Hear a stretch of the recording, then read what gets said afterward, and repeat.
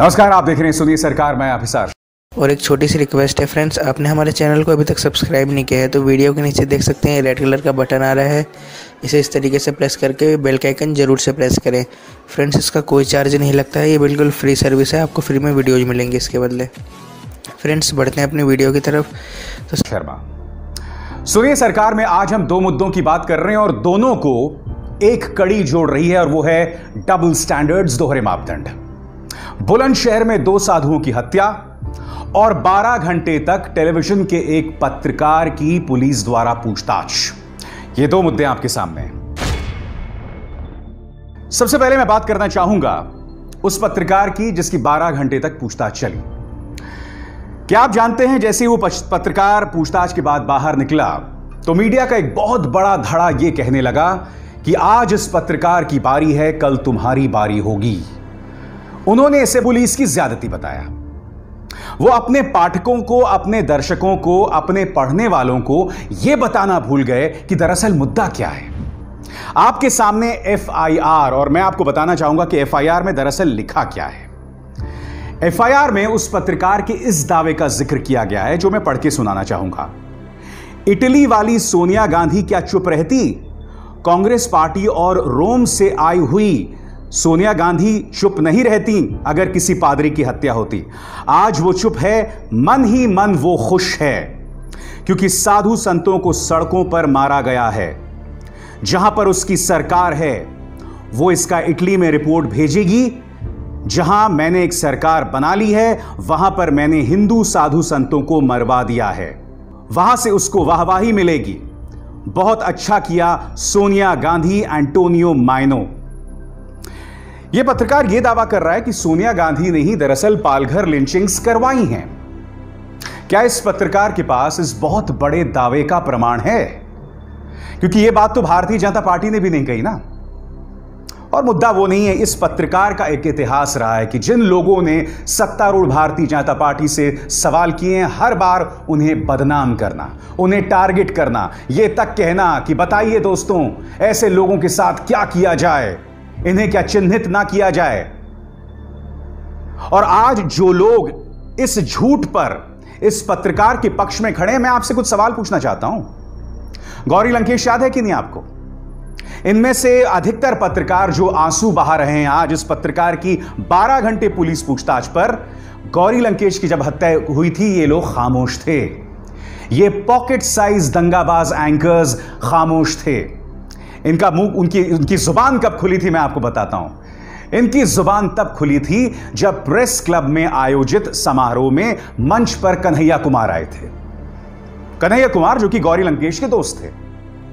तब जाकर इन्होंने कहा कि यहां पर वामपंथियों का प्रवेश हो गया है, तमाम चीजों की बात होने लग गई। क्या आप जानते हैं कि इस वक्त कश्मीर में unlawful activities prevention act, anti terror law के अंतर्गत कम से कम 3 पत्रकार जेल में हैं। क्या उनके लिए इन लोगों के आंसू बह रहे हैं? नहीं बह रहे हैं। आपके स्क्रीन पर यह सरफूरा जरगर है, प्रेग्नेंट है। CAA के खिलाफ जो आंदोलन हुआ था जामिया में, एक तरह से इन्होंने उसकी अगुवाई की थी। गर्भवती हैं और यह तिहाड़ जेल में इनको बंद कर दिया गया है कोरोना संकट के बीचों बीच। और वो भी किस मामले में? एंटी टेरर लॉ, इसी UAPA के अंतर्गत इन्हें बंद कर दिया गया है। क्या इन पत्रकारों ने कभी इनके लिए कभी आंसू बहाए हैं? मैं आपको बताना चाहूंगा, आज से 2 साल पहले मैंने ये रिपोर्ट की थी, ऑपरेशन लाल जंगल, जहां मैं छत्तीसगढ़ गया था। छत्तीसगढ़ में एक पत्रकार को इसलिए जेल में डाल दिया था SR कल्लूरी, जो उस वक्त IG थे बस्तर के, क्योंकि इन्होंने व्हाट्सएप पर एक जोक डाला था। व्हाट्सएप पर बीजेपी का IT सेल तो लगातार झूठ फैलाता है। इनसे जुड़ी संस्थाएं दंगे फैलाने वाले काम करते हैं, इन पर कभी कोई कार्रवाई नहीं होती। मगर छत्तीसगढ़ सरकार ने, रमन सिंह की छत्तीसगढ़ सरकार ने इस शख्स को जेल में डाल दिया था। 6 महीने से ज्यादा वक्त इस शख्स यानी कि संतोष यादव को एक बहुत ही कठोर नक्सल कानून के अंतर्गत, नक्सलों के खिलाफ इस्तेमाल किए जाने कानून के अंतर्गत जेल में डाल दिया गया था और उसे वहां टॉर्चर किया गया था। मैं इन पत्रकारों से मिला था, इनके परिवारों से मिला था। इन पत्रकारों के लिए इनके जहन में कोई डर नहीं था। गौरी लंकेश मामले में भी इनका प्रवेश तब हुआ था जब कन्हैया मंच पर दिखाई दिए थे।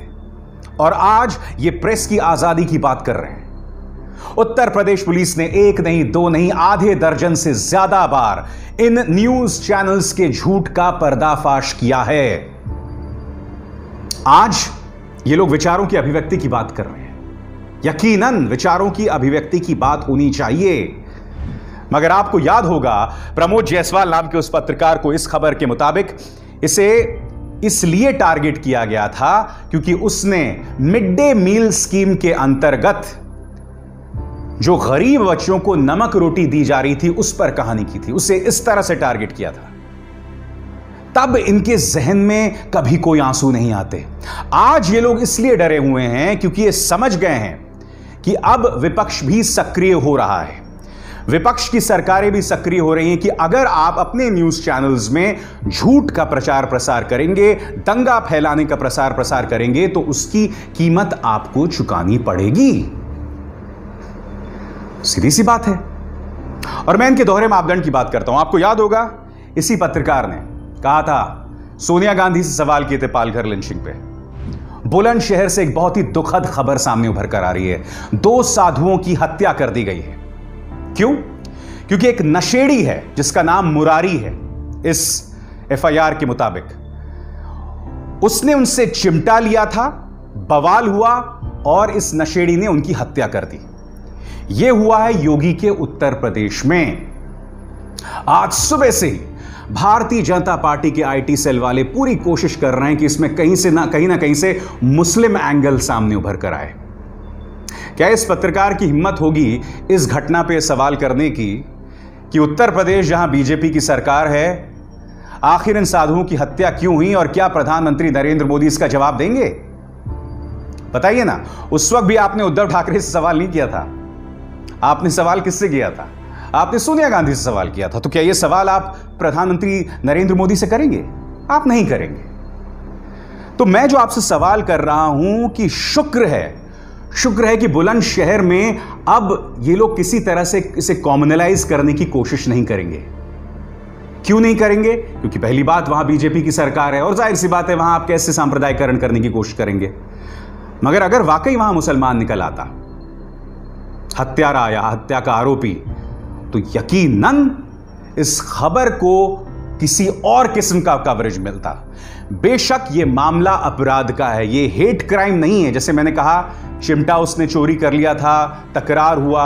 अब यह मुरारी की जगह कोई अफजल भी हो सकता था और उसका अर्थ यह नहीं कि यह हिंदू मुस्लिम का मामला है। अगर ऐसा होता तो अब चूंकि मुरारी है इसलिए पूरी तरह से भारतीय जनता पार्टी का आईटी सेल खामोश है। मगर इनके तौरे मापदंड हम लगातार देखते रहे हैं।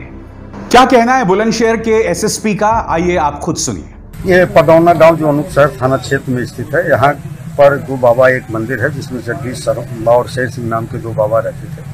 और इसी मंदिर पर भी गांव का ही एक व्यक्ति है जिसका नाम मुरारी उर्फ राजू है, जो आता जाता था। भंगेड़ी है, बहुत ज़्यादा भांग पीने का आदी रहा है। 2-3 दिन पहले बाबा का चिमटा इसके द्वारा गायब कर दिया गया था, जिसमें बाबा लोगों ने बुला करके इसके साथ डांट पिलाई थी।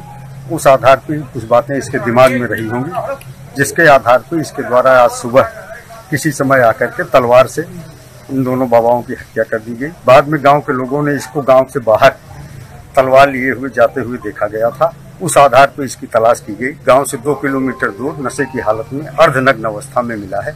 अभियुक्त को गिरफ्तार कर लिया गया है। मौके पर मैं मौजूद हूँ। कानून व्यवस्था की कोई समस्या नहीं है। फिलहाल ये अभियुक्त नशे की हालत में है और अर्धनग्न है, तो उससे पूछताछ का प्रयास किया जा रहा है। ऐसा नहीं है कि बीजेपी के एमएलएज, खासकर उत्तर प्रदेश के एमएलएज, माहौल को सांप्रदायिकरण करने की कोशिश नहीं कर रहे हैं। आपके स्क्रीन पर यह है सुरेश तिवारी, बीजेपी के एमएलए हैं, और उन्होंने ये आह्वान किया है कि मुस्लिम जो फल बेचते हैं उनसे आप फल सब्जियां ना खरीदें। और एक चीज ध्यान में रखिएगा, आप लोगों को मैं सबको बोल रहा हूँ ओपन में, कोई भी मियां के यहाँ से सब्जी नहीं लेना। ये उस पार्टी का नेता है जहां पर प्रधानमंत्री ने आज से कुछ दिनों पहले एक अपील की थी कि कोविड से जो भी प्रभावित होता है ना, वो उसका धर्म नहीं देखता, जाति नहीं देखता, उसका रंग नहीं देखता। इसलिए इस लड़ाई को हम एक साथ लड़ेंगे। मगर यह शख्स अपने प्रधानमंत्री की भी नहीं सुन रहा। मोहन भागवत ने क्या कहा था? उन्होंने तबलीगी जमात मामले का जिक्र करते हुए कहा था कि सिर्फ कुछ मुट्ठी भर तबलीगी जमात के लोगों को के चलते हम पूरे कौम को टारगेट नहीं कर सकते। यह नसीहत न सिर्फ बीजेपी के लिए थी बल्कि मीडिया के लिए भी थी, क्योंकि आप जानते हैं देश कोरोना संकट का सामना कर रहा है, इसकी तो कोई चर्चा ही नहीं कर रहा है ना। सारा फोकस तबलीगी जमात पर है। मगर क्या यह जो सुरेश तिवारी एमएलए है यह मोहन भागवत जी की सुनेगा या प्रधानमंत्री नरेंद्र मोदी की सुनेगा? इस चुटभैया नेता की हम क्या बात करें। संबित पात्रा, इन्होंने एक डिबेट में शिरकत की और उनका यह ट्वीट देखिए। झारखंड को लेकर एक चैनल में डिबेट हुई। दरअसल एक फल के ठेले के सामने लिखा हुआ था कि इस फल के ठेले को विश्व हिंदू परिषद ने स्वीकृति की मोहर लगाई है, हिंदू यहां से फल खरीद सकते हैं। संबित पात्रा क्या करते हैं, एक मुस्लिम होटल का तस्वीर लगाते हैं और ये दोनों तस्वीरें अपने ट्वीट में पेश करते हैं।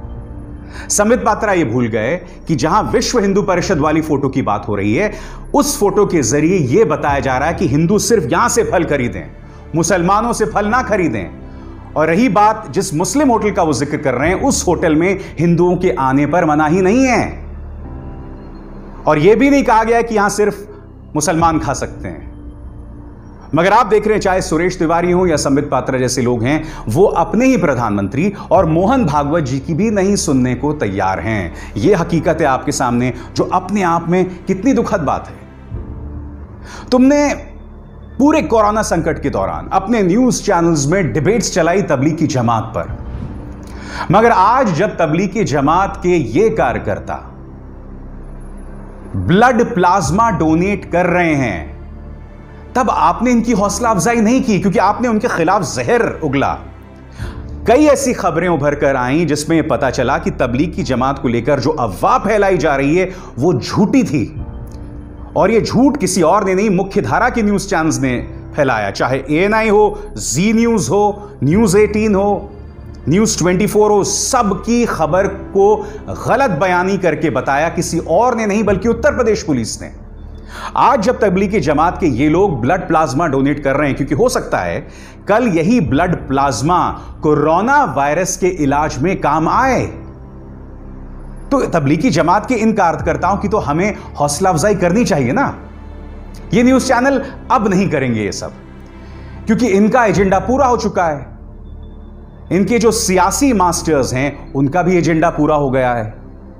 तबलीग की जमात को बदनाम करो, उनके बहाने मुसलमानों को बदनाम करो, हिंदू मुस्लिम कर डालो, मुद्दों की तरफ किसी का ध्यान ही नहीं जा रहा है। बुनियादी मुद्दे कोरोना संकट के अंतर्गत हमें अपनी सरकार से सवाल करना चाहिए, इस मुद्दे की तरफ तो किसी का ध्यान ही नहीं जा रहा है ना। सभी लोग मुसलमानों को गाली देकर खुश हैं। तो आज मैं आपसे सवाल पूछ रहा हूं, क्या जो आपने प्रोपेगेंडा फैलाया आपको यह भी नहीं करना चाहिए था? एक और खबर आपके सामने जो मैं आपको स्क्रीन पे बताना चाहता हूं दोस्तों। यह न्यूज चैनल यह बता रहा है एक साथ 60 बच्चों के कोरोना पॉजिटिव होने से कानपुर में मचा हड़कंप। ऐसे आए थे संपर्क में। कानपुर के 3 मदरसों में 60 बच्चे कोरोना पॉजिटिव। अब मैं चाहता हूं कि आप इस चिकित्सा अधिकारी, कानपुर के चिकित्सा अधिकारी की बात सुने।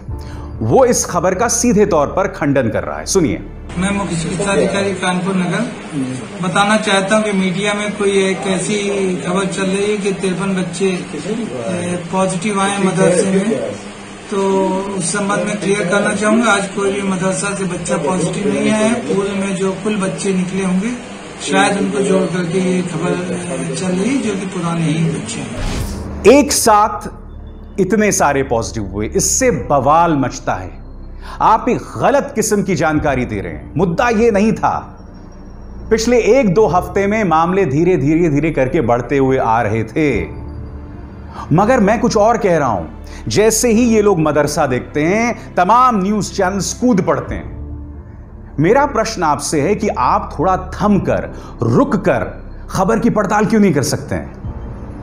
एक बड़े न्यूज चैनल ने मदरसों पर स्टिंग ऑपरेशन कर डाला कि देखिए किस तरह से इतनी बड़ी तादाद में बच्चे वहां फंसे हुए हैं। न्यूज लॉन्ड्री ने बाद में दिल्ली पुलिस से बात की और यह रिपोर्ट जो आपकी स्क्रीन पर है बनाई। न्यूज लॉन्ड्री ने कहा कि दिल्ली पुलिस ने यह कहा है कि अधिकतर बातें जो उस स्टिंग ऑपरेशन में कही गई थी वो गलत बयानी थी, इसके अलावा कुछ नहीं थी।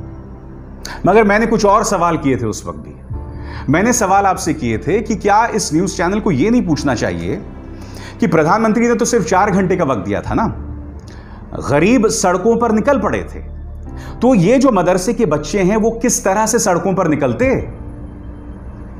30 लोगों की मौत हो गई थी सड़कों पर चलते चलते। एक 12 साल की बच्ची अपने घर पहुंचने से 50 किलोमीटर पहले मर गई थी। तो क्या वो चाहते थे, ये जो 100-200 मदरसे के बच्चे थे, क्या वो भी पैदल अपने घरों जाते? आजमगढ़, बिहार, उत्तर प्रदेश, जहां से भी थे। और फिर अगर इन्हें हो जाता कुछ तो उनके साथ जो बुरा होता ये किसके माथे होता? इसलिए बहुत जरूरी है कि आप संयम बरतें।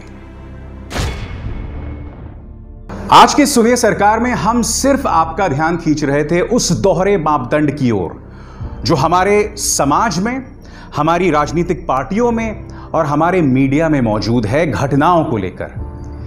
अगर कोई घटना किसी बीजेपी शासित प्रदेश में होती है तो सन्न चुप्पी छा जाती है, मगर जैसी किसी विपक्षी राज्य में होती है सभी मुद्दे को उठा देते हैं। और उसी तरह से राजनीतिक पार्टियां, और राजनीतिक पार्टियां क्या कहूंगा, सीधे बोलूंगा बीजेपी, जो हर मुद्दे में हिंदू मुस्लिम तलाश करने की कोशिश करती है, वो भी एक ऐसे वक्त जब देश कोरोना संकट का सामना कर रहा है। ये लोग ना अपने प्रधानमंत्री के सुनते हैं, ना अपने सबसे बड़े आइडियोलॉग यानी मोहन भागवत की सुनते हैं। या कहीं ऐसा तो नहीं कि ये सब कुछ नूरा कुश्ती है, हाथी के दांत दिखाने के कुछ, खाने की कुछ और। मेरी बात पर गौर कीजिएगा। नमस्कार।